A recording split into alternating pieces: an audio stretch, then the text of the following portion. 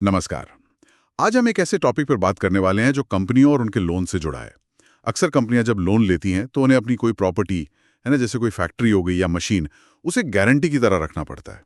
तो ये जो गारंटी है, इसे लीगल भाषा में क्या कहते हैं और इसे कैसे मतलब पब्लिक किया जाता है? आज का हमारा विषय है चार्ज का रजिस्ट्रेशन। ये कंपनी लॉ का एक बहुत अहम हिस्सा है। कॉर्पोरेट एंड अदर लॉज के चैप्टर 6 से लिया गया है ये टॉपिक। हम समझेंगे कि भाई ये चार्ज होता क्या है, कितने टाइप का है, इसे रजिस्टर कराना क्यों जरूरी है, और मान लीजिए नहीं कराया तो फिर क्या होता है। तो चलिए शुरू करते हैं इसके गहराई में उतरना। हाँ बिल्कुल। तो सबसे पहले समझते हैं कि ये चार्ज है क्या। देखिए, कंपनी एक्ट 2013 का सेक्शन 212 कहता है कि चार्ज का मतलब है कंपनी की प्रॉपर्टी या उसके किसी हिस्से पर एक तरह का इंटरेस्ट या लीन जो सिक्योरिटी के तौर पर बनाया गया हो। इसमें मॉर्गेज भी शामिल है। आसान भाषा में कहें तो जब कंपनी लोन लेती है तो वो अपने किसी संपत्ति पर लोन देने वाले का एक हक, एक दावा बनवा देती है, ताकि अगर कंपनी पैसा ना चुका पाए तो वो लेनदार उस संपत्ति से अपना पैसा वसूल सके। इसी हक को चार्ज कहते हैं। अच्छा, तो मतलब ये लेनदार के लिए एक सेफ्टी नेट जैसा है। क्या ये सभी चार्ज एक जैसे ही होते हैं या इनमें कुछ टाइप्स भी हैं? हाँ, इसमें मुख्य रूप से दो तरह के चार्ज होते हैं। एक होता है फिक्स्ड चार्ज और दूसरा होता है फ्लोटिंग चार्ज। फिक्स्ड और फ्लोटिंग। हाँ, फिक्स्ड चार्ज जैसा नाम से ही लग रहा है, वो कंपनी की किसी खास पहचानी हुई फिक्स्ड संपत्ति पर लगाया जाता है। जैसे कंपनी के फैक्ट्री की जमीन हो गई, ऑफिस की बिल्डिंग है या कोई बहुत बड़ी महंगी मशीनरी।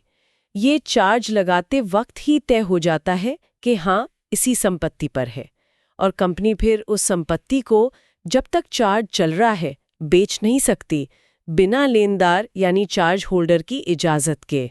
लोन पूरा चुकाने पर ही ये चार्ज हटता है। मतलब वो संपत्ति एक तरह से उस लोन के लिए फिक्स हो गई, समझ गया। और ये फ्लोटिंग चार्ज क्या है? फ्लोटिंग चार्ज थोड़ा अलग है। ये ज्यादा लचीला होता है। ये ऐसी संपत्तियों के समूह पर लगाया जाता है जिनका नेचर बदलता रहता है, मतलब उनकी क्वांटिटी या वैल्यू कम ज्यादा होती रहती है। अच्छा, किस तरह की संपत्तियां? जैसे कंपनी का कच्चा माल है, रॉ मटेरियल, या दुकान में रखा बेचने का सामान, स्टॉक इन ट्रेड जिसे कहते हैं, या फिर वो पैसा जो ग्राहकों से लेना है, मतलब डेटर्स। ये चार्ज आज की संपत्ति पर भी हो सकता है और फ्यूचर में आने वाली संपत्ति पर भी। और इसकी खास बात यह है कि कंपनी अपने नॉर्मल बिजनेस के दौरान इन संपत्तियों को यूज कर सकती है, बेच सकती है। उसे हर बार लेनदार से पूछने की जरूरत नहीं पड़ती। एक मिनट, ये थोड़ा कंफ्यूजिंग है। अगर कंपनी वो सामान बेच सकती है, इस्तेमाल कर सकती है, तो फिर लेनदार की सिक्योरिटी कैसे हुई? पता चला जब पैसा वसूलने का टाइम आया तो वो स्टॉक बचा ही नहीं। हाँ, यहीं पर एक बहुत इंटरेस्टिंग कॉन्सेप्ट आता है, क्रिस्टलाइजेशन। देखिए, जब तक सब ठीक चल रहा है, कंपनी अपना काम कर रही है, लोन की किस्तें दे रही है, तब तक ये चार्ज उन बदलती हुई संपत्तियों के ऊपर बस तैरता रहता है, फ्लोट करता है, किसी एक चीज से जुड़ता नहीं। लेकिन जैसे ही कोई प्रॉब्लम आती है, मान लीजिए कंपनी ने लोन की शर्तें तोड़ दी या अपना बिजनेस बंद कर दिया या फिर वो लिक्विडेशन में चली गई, मतलब दिवालिया होने की प्रोसेस शुरू हो गई, तो उसी वक्त वो फ्लोटिंग चार्ज तुरंत जम जाता है, क्रिस्टलाइज हो जाता है, और वो उस समय कंपनी के पास मौजूद उस कैटेगरी की सभी संपत्तियों पर एक फिक्स्ड चार्ज बन जाता है। अच्छा, मतलब मुसीबत आते ही वो फ्लोटिंग से फिक्स्ड में बदल गया। बिल्कुल, इसी को क्रिस्टलाइजेशन कहते हैं। और एक बार वो फिक्स्ड बन गया, फिर कंपनी उन संपत्तियों को इस्तेमाल नहीं कर सकती। फिर लेनदार का हक पहले होता है कि वो उन्हें बेचकर अपना पैसा वसूले। समझ गया। तो ये एक तरह का अलर्ट मोड है जो जरूरत पड़ने पर एक्टिवेट हो जाता है। ठीक है, तो चार्ज बन गया, फिक्स्ड या फ्लोटिंग। अब आगे क्या? क्या इसे कहीं लिखवाना, दर्ज कराना होता है? और क्यों? ये क्यों जरूरी है? हाँ बिल्कुल, और यही इस पूरी कहानी का सबसे अहम मोड़ है, चार्ज का रजिस्ट्रेशन। देखिए, कंपनी एक्ट का सेक्शन 77 साफ साफ कहता है कि हर कंपनी की ये ड्यूटी है कि वो अपनी प्रॉपर्टी पर बनाए गए हर चार्ज को रजिस्टर करवाएं। और ये कहाँ रजिस्टर करवाना है? रजिस्ट्रार ऑफ कंपनीज यानी ROC के पास। इससे कोई फर्क नहीं पड़ता कि चार्ज इंडिया में बना या बाहर, प्रॉपर्टी इंडिया में है या बाहर, प्रॉपर्टी टैंजिबल है मतलब दिखने वाली जैसे जमीन, मशीन, या इनटैंजिबल ना दिखने वाली जैसे पेटेंट या ट्रेडमार्क। हर तरह का चार्ज, और इसके लिए टाइम लिमिट भी है। चार्ज बनने के 30 दिन के अंदर रजिस्ट्रेशन हो जाना चाहिए। 30 दिन, ये तो बहुत टाइट डेडलाइन लगती है। लेकिन ये रजिस्ट्रेशन इतना जरूरी क्यों है? मान लीजिए कोई कंपनी नहीं कराती है रजिस्टर, तो क्या होगा? ये बेहद जरूरी है, खासकर जिसने लोन दिया है उस लेनदार के लिए। सेक्शन 77 का सबसेक्शन 3 बहुत क्लियर है इस बारे में। वो कहता है कि अगर कोई चार्ज रजिस्टर नहीं करवाया गया, तो जब कंपनी लिक्विडेशन में जाती है, मतलब बंद होने की कगार पर आती है, तो वो अनरजिस्टर्ड चार्ज लिक्विडेटर और बाकी क्रेडिटर्स के खिलाफ वॉइड माना जाएगा, अमान्य। वॉइड मतलब ये कि उस लेनदार का उस संपत्ति पर कोई खास हक नहीं रह जाएगा। वो एक सिक्योर्ड क्रेडिटर से अनसिक्योर्ड क्रेडिटर बन जाएगा। हाँ, कंपनी की लोन चुकाने की लायबिलिटी तो रहेगी, वो खत्म नहीं होती, लेकिन उस प्रॉपर्टी पर जो पहला हक मिलना चाहिए था वो नहीं मिलेगा। उसे बाकी आम लेनदारों के साथ लाइन में लगना पड़ेगा। ओ, ये तो लेनदार के लिए बहुत बड़ा रिस्क है। मतलब वो सारी सिक्योरिटी धरी की धरी रह गई अगर रजिस्ट्रेशन नहीं हुआ तो ये रजिस्ट्रेशन करवाते कैसे हैं? क्या प्रोसेस है इसका? और अगर मान लीजिए कोई कंपनी 30 दिन में नहीं कर पाती, तो क्या कोई गुंजाइश है? देखिए, प्रोसेस ये है कि कंपनी को एक प्रिस्क्राइब्ड फॉर्म भरना होता है। आमतौर पर ये फॉर्म CHG-1 होता है। अगर डिबेंचर्स के लिए चार्ज है तो फॉर्म CHG-9 होता है। इस फॉर्म के साथ जो चार्ज बनाने वाला डॉक्यूमेंट है, जैसे लोन अग्रीमेंट या मॉर्गेज डीड, उसकी एक सर्टिफाइड कॉपी लगानी होती है और जो भी तय फीस है वो जमा करनी होती है ROC के पास। अब रहा सवाल 30 दिन की डेडलाइन मिस होने का। तो हाँ, थोड़ी मोहलत मिल सकती है, लेकिन उसकी कीमत है। अगर 30 दिन में नहीं हो पाया तो कंपनी अप्लाई कर सकती है और ROC अगले 30 दिन का टाइम दे सकता है, यानी चार्ज बनने से टोटल 60 दिन। लेकिन इसके लिए एडिशनल फीस लगेगी। अच्छा, 60 दिन तक का टाइम है एडिशनल फीस के साथ। और अगर इसमें भी नहीं हुआ तो? अगर 60 दिन में भी रजिस्ट्रेशन नहीं हो पाता तो ROC और 60 दिन का टाइम दे सकता है, यानी चार्ज बनने से टोटल 120 दिन। लेकिन इस बार फीस और ज्यादा होती है, जिसे एड वैलोरम फीस कहते हैं। ये फीस लोन अमाउंट के परसेंटेज पर आधारित होती है। साथ ही कंपनी को एक डिक्लेरेशन भी देना पड़ता है कि इस देरी की वजह से बाकी क्रेडिटर्स के राइट्स पर कोई बुरा असर नहीं पड़ेगा। ये नियम थोड़े बदले हैं, खासकर 2 नवंबर 2018 के बाद बने चार्जेस के लिए। पहले 300 दिन तक का भी प्रोविजन था, लेकिन अब मोटे तौर पर 120 दिन की विंडो है, बढ़ती हुई फीस के साथ। मतलब कायदे से तो 30 दिन में ही करा लेना चाहिए। हाँ। देरी महंगी पड़ती है। यहाँ एक और सवाल आता है, ये तो हुई कंपनी की जिम्मेदारी, पर मान लीजिए कंपनी किसी वजह से जानबूझकर या लापरवाही से रजिस्ट्रेशन टाल रही है, तो क्या बेचारा लोन देने वाला यानी चार्ज होल्डर कुछ कर सकता है? क्या वो हाथ पर हाथ धरे बैठा रहेगा? नहीं, बिल्कुल नहीं। कानून ने चार्ज होल्डर को भी प्रोटेक्ट किया है। सेक्शन 78 इसी के लिए है। ये सेक्शन चार्ज होल्डर को अधिकार देता है कि अगर कंपनी 30 दिन के अंदर चार्ज रजिस्टर नहीं करवाती है तो वो खुद ROC के पास एप्लीकेशन दे सकता है रजिस्ट्रेशन के लिए। अच्छा, ये तो बहुत बढ़िया है। हाँ, जब चार्ज होल्डर अप्लाई करता है तो ROC कंपनी को एक नोटिस भेजता है। उनसे पूछता है कि भाई बताओ क्यों नेस चार्ज को रजिस्टर किया जाए। कंपनी को 14 दिन का टाइम मिलता है जवाब देने या आपत्ति जताने के लिए। अगर कंपनी कोई ठोस वजह नहीं बता पाती तो ROC उस चार्ज को चार्ज होल्डर की एप्लीकेशन पर रजिस्टर कर देता है।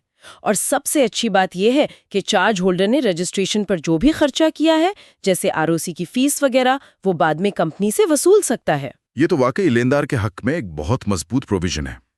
चलिए, अब मान लेते हैं कि रजिस्ट्रेशन हो गया, चाहे कंपनी ने कराया हो या चार्ज होल्डर ने। अब क्या ROC क्या इशू करता है और इसका लीगल इफेक्ट क्या होता है? जब रजिस्ट्रेशन हो जाता है तो ROC एक सर्टिफिकेट ऑफ रजिस्ट्रेशन जारी करता है। इसका फॉर्म नंबर होता है CHG-2। ये सर्टिफिकेट इस बात का पक्का सबूत माना जाता है, मतलब कंक्लूसिव एविडेंस, कि चार्ज के रजिस्ट्रेशन से जुड़ी जितनी भी कानूनी जरूरतें थी वो पूरी हो गई हैं। पक्का सबूत, ठीक है। और इसका सबसे बड़ा कानूनी असर क्या पड़ता है? सबसे बड़ा असर है सेक्शन 80 में, जिसे कहते हैं डीम्ड नोटिस। डीम्ड नोटिस, इसका क्या मतलब हुआ?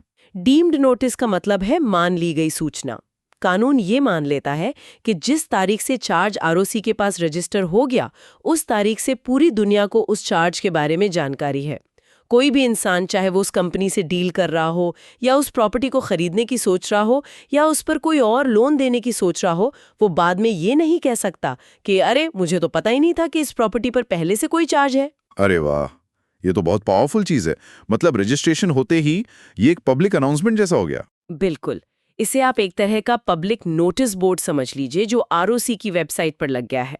इससे ट्रांसपेरेंसी आती है और ये कंपनियों को एक ही प्रॉपर्टी पर चुपके कई चार्ज बनाने से रोकता है। जो भी बाद में उस प्रॉपर्टी से जुड़ेगा उसे पहले वाले चार्ज का सम्मान करना होगा।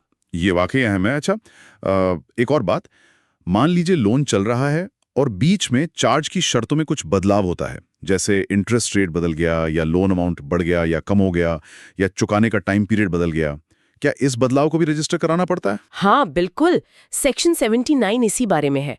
अगर चार्ज की टर्म्स एंड कंडीशंस में कोई भी मॉडिफिकेशन होता है, कोई भी बदलाव, जैसे आपने कहा इंटरेस्ट रेट बदला, लोन की लिमिट बढ़ी या घटी, रीपेमेंट पीरियड चेंज हुआ, या हो सकता है कि गिरवी रखी कई प्रॉपर्टीज में से एक को चार्ज से रिलीज कर दिया गया हो, तो इस हर बदलाव को, इस मॉडिफिकेशन को भी ठीक उसी तरह रजिस्टर करवाना होता है जैसे ओरिजिनल चार्ज को करवाया था।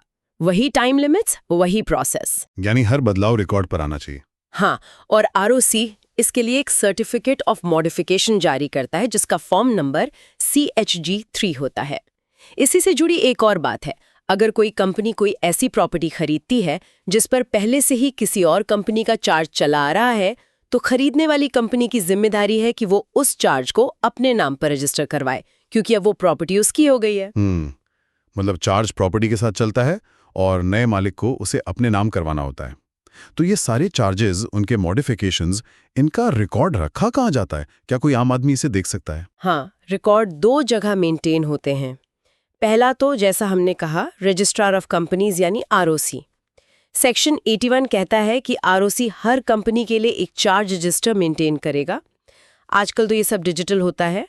मिनिस्ट्री ऑफ कॉर्पोरेट अफेयर्स यानी MCA के पोर्टल पर कोई भी व्यक्ति, एनी पर्सन, जो तय फीस है वो जमा करके इस रजिस्टर को ऑनलाइन देख सकता है, पता कर सकता है कि किसी कंपनी की किस प्रॉपर्टी पर क्या चार्ज है। यही डिजिटल रिकॉर्ड ऑफिशियल माना जाता है। अच्छा, ये तो हुई आरओसी की बात। और दूसरी जगह है खुद कंपनी के पास। सेक्शन 85 कहता है कि हर कंपनी को अपने रजिस्टर्ड ऑफिस में भी एक चार्ज रजिस्टर रखना होगा। इसका फॉर्मेट भी प्रिस्क्राइब्ड है, फॉर्म CHG7। इस रजिस्टर में कंपनी की सभी प्रॉपर्टीज पर लगे चार्जेस की डिटेल्स होती हैं और साथ ही जो चार्ज बनाने वाले इंस्ट्रूमेंट्स हैं जैसे डीड्स वगैरह, उनकी कॉपी भी रखनी होती है। और कंपनी के इस रजिस्टर को कौन-कौन देख सकता है? क्या ये भी पब्लिक है? ये पूरी तरह पब्लिक तो नहीं, लेकिन हाँ, इसे इंस्पेक्ट किया जा सकता है। कंपनी के जो मेंबर्स हैं यानी शेयर होल्डर्स और जो क्रेडिटर्स हैं यानी लेनदार, वो बिजनेस आवर्स में इसे मुफ्त में देख सकते हैं। बाकी लोग, मतलब आम पब्लिक, अगर कंपनी के आर्टिकल्स में अलाउड है तो वो फीस देकर इसे देख सकते हैं। कंपनी को ये रजिस्टर परमानेंटली संभाल कर रखना होता है। अच्छा। हमेशा के लिए। और जो चार्ज के डॉक्यूमेंट्स हैं उन्हें लोन पूरा चुक जाने के बाद 8 साल तक संभाल कर रखना होता है। ठीक है, तो रिकॉर्ड्स मेंटेन हो रहे हैं, देखे जा सकते हैं। अब आते हैं कहानी के आखिर में। जब लोन पूरा चुक जाता है तब क्या होता है? इसे आप शायद चार्ज की सेटिस्फैक्शन कह रही थी। हाँ बिल्कुल, सेटिस्फैक्शन ऑफ चार्ज। तो जब कंपनी वो पूरा अमाउंट चुका देती है जिसके लिए चार्ज बनाया गया था, तो ये उसकी ड्यूटी है कि वो आरओसी को इसकी इन्फॉर्मेशन दे। सेक्शन 82, इसके लिए भी टाइम लिमिट है। पेमेंट पूरा होने के 30 दिन के अंदर आरओसी को बताना होता है। इसके लिए फॉर्म है CHG4। और अगर इसमें भी 30 दिन निकल गए तो यहां भी मोहलत है? हाँ, यहाँ थोड़ी ज्यादा मोहलत है। अगर कंपनी 30 दिन में इन्फॉर्म नहीं कर पाती तो वो एप्लीकेशन देकर 300 दिन तक का एक्स्ट्रा टाइम ले सकती है, लेकिन फिर वही बात, एडिशनल फीस देनी होगी। 300 दिन? काफी टाइम है ये तो। ठीक है, कंपनी ने इन्फॉर्म कर दिया, फिर आरओसी क्या करता है? अच्छा, तो ये पूरी साइकिल क्लोज होगी? हाँ, और इसमें एक और पावर है आरओसी के पास, सेक्शन 83 में। अगर आरओसी को कंपनी से इन्फॉर्मेशन मिले बिना ही किसी और भरोसे लायक सोर्स से ये पक्का सबूत मिल जाता है कि चार्ज का पेमेंट हो गया है या वो प्रॉपर्टी बिक गई है जिससे चार्ज जुड़ा था, तो आरओसी खुद से भी सुओ मोटो, जिसे कहते हैं, रजिस्टर में सेटिस्फैक्शन की एंट्री कर सकता है। लेकिन ऐसा करने के बाद उसे कंपनी और चार्ज होल्डर दोनों को इन्फॉर्म करना होगा। मतलब सिस्टम में थोड़ी फ्लेक्सिबिलिटी भी है। ठीक है, ये तो हुई पहली प्रोसेस। लेकिन अगर कोई कंपनी इन सब नियमों को फॉलो करने में गड़बड़ करती है, जैसे रजिस्ट्रेशन में देरी या सैटिस्फैक्शन की सूचना न देना या गलत जानकारी देना, क्या इसके लिए कोई सजा, कोई पेनल्टी भी है? हाँ, बिल्कुल है। सेक्शन 86 पेनल्टीज के बारे में है। अगर कोई कंपनी चार्ज के रजिस्ट्रेशन या उसके मॉडिफिकेशन या सैटिस्फैक्शन से जुड़े किसी भी रूल का उल्लंघन करती है, तो कंपनी पर जुर्माना लग सकता है जो 5 लाख रुपए तक हो सकता है। और सिर्फ कंपनी नहीं, कंपनी का हर वो ऑफिसर जो डिफॉल्ट में है, मतलब जिसकी जिम्मेदारी थी और उसने लापरवाही की, उस पर भी 50,000 रुपए तक का जुर्माना लग सकता है। 5 लाख कंपनी पे और 50,000 ऑफिसर पर, ये तो हुआ फाइन। लेकिन अगर मामला सिर्फ गलती या लापरवाही का ना हो, मान लीजिए किसी ने जानबूझकर धोखाधड़ी की हो, गलत जानकारी दी हो आरओसी को। हाँ, अगर ऐसा है तो मामला और भी सीरियस हो जाता है। सेक्शन 86 का सबसेक्शन 2 कहता है कि अगर कोई भी व्यक्ति जानबूझकर कोई गलत या झूठी स्टेटमेंट देता है या कोई जरूरी बात छुपाता है जिसे बताना कानूनन जरूरी था, तो उस पर सेक्शन 447 के तहत फ्रॉड के लिए कार्रवाई हो सकती है। और सेक्शन 447 में तो जेल और भारी जुर्माना दोनों का प्रावधान है। बाप रे, मतलब चार्ज के मामले में जानबूझकर गड़बड़ करना बहुत महंगा पड़ सकता है। अच्छा, एक आखिरी सवाल, क्या गलतियों को सुधारने का भी कोई तरीका है? मान लीजिए अनजाने में कोई चूक हो गई, जैसे सैटिस्फैक्शन की इन्फॉर्मेशन देना भूल गए और 300 दिन भी निकल गए, या पहले रजिस्ट्रेशन करवाते समय कोई डिटेल्स गलत भर दी, क्या इसे ठीक किया जा सकता है? हाँ, इसके लिए भी प्रोविजन है। सेक्शन 87 ये पावर देता है सेंट्रल गवर्नमेंट को, जो अब रीजनल डायरेक्टर्स को डेलीगेट कर दी गई है, कि वो आरओसी के रजिस्टर में रेक्टिफिकेशन यानी सुधार का ऑर्डर दे सकें। अगर चार्ज के रजिस्ट्रेशन में कोई जानकारी देने से रह गई थी यानी ओमिशन, या कोई गलत जानकारी दर्ज हो गई थी यानी मिसस्टेटमेंट, या फिर चार्ज की सैटिस्फैक्शन की मेमोरेंडम फाइल करने में चूक हो गई, तो कंपनी या कोई भी इंटरेस्टेड पार्टी जैसे क्रेडिटर एप्लीकेशन दे सकती है। इसके लिए फॉर्म CHG 8 होता है। अगर सेंट्रल गवर्नमेंट या रीजनल डायरेक्टर इस बात से सैटिस्फाइड है कि ये चूक या गलती अनजाने में हुई थी या किसी और वाजिब वजह से हुई थी और इससे क्रेडिटर्स या शेयर होल्डर्स के हितों को कोई नुकसान नहीं पहुंच रहा है, तो वो उस गलती को सुधारने का या सैटिस्फैक्शन की सूचना फाइल करने के लिए टाइम बढ़ाने का ऑर्डर दे सकती है, भले ही वो 300 दिन की लिमिट खत्म हो गई हो। अच्छा, तो मतलब बोनाफाइड मिस्टेक्स को सुधारने का रास्ता है। तो आज हमने देखा कि कंपनी जब लोन के लिए अपनी प्रॉपर्टी को गिरवी रखती है, तो उस चार्ज को कायदे से कानून के मुताबिक रजिस्टर करवाना सिर्फ एक कागजी कार्रवाई नहीं है। ये एक बहुत ज़रूरी प्रक्रिया है जिसके कई सारे स्टेप्स हैं, टाइम लिमिट्स हैं और काफ़ी गंभीर नतीजे भी हो सकते हैं अगर इसे ठीक से ना किया जाए। बिल्कुल, ये पूरी व्यवस्था देखिए, एक तरफ तो लेनदार के पैसे को सिक्योरिटी देती है, उसे वो डीम्ड नोटिस वाली प्रोटेक्शन मिलती है कि सबको पता है कि उसका हक है। दूसरी तरफ ये सिस्टम में ट्रांसपेरेंसी लाती है, कोई भी देख सकता है कि कंपनी की किस प्रॉपर्टी पर क्या देनदारी है। इससे कंपनी भी एक ही प्रॉपर्टी को बार बार गलत तरीके से इस्तेमाल करने से हिचकिचती है। तो समय पर रजिस्ट्रेशन करवाना, बदलावों को अपडेट करवाना और लोन खत्म होने पर सैटिस्फैक्शन दर्ज करवाना, ये सब कंपनी और उसके लेनदारों दोनों के फायदे में है। नियमों का पालन न करने पर पेनाल्टी और फ्रॉड के चार्जेस का रिस्क भी है, तो इसे गंभीरता से लेना बहुत जरूरी है। आज की इस पूरी चर्चा से मेरे मन में एक सवाल घूम रहा है। जैसे कंपनियों के केस में ये सारी जानकारी कि किस प्रॉपर्टी पर चार्ज है, ये पब्लिक डोमेन में है, आरओसी की वेबसाइट पर कोई भी देख सकता है। क्या ऐसा ही कुछ सिस्टम हम व्यक्तियों के लिए, इंडिविजुअल्स के लिए नहीं सोच सकते, जैसे होम लोन या कार लोन के लिए? क्या कोई ऐसी सेंट्रलाइज्ड पब्लिक रजिस्ट्री होनी चाहिए जहां कोई प्रॉपर्टी खरीदने से पहले चेक कर सके कि इस पर पहले से कोई लोन तो नहीं चल रहा? शायद इससे प्रॉपर्टी के लेन देन में और ज्यादा पारदर्शिता आएगी और फ्रॉड के चांसेस कम होंगे। क्या लगता है? इस सवाल पर आप भी जरूर सोचिएगा। फिलहाल आज के लिए बस इतना ही। अगली बार फिर मिलेंगे एक नए विषय पर और गहरी बातचीत के साथ। धन्यवाद।